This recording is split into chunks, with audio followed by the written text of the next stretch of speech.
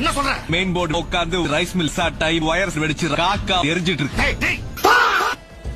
டேய் வேலை இருக்கும் போது மூளை சாப்பிட்டோம் கோழி சத்தம் தொழில கொள்ளாதீங்க. புள்ள கிட்டே அப்பனை பத்தி சொன்னியே சூப்பர் மேட்ரு. ஏய் நாங்க எவன் பேச்சும் கேட்க மாட்டோம். அது வயசு. ஆனா அதே அப்பனுக்கு ஏதாவது பிரச்சனைன்னு வெயி அப்பன் பேச்ச கேட்க மாட்டோம்.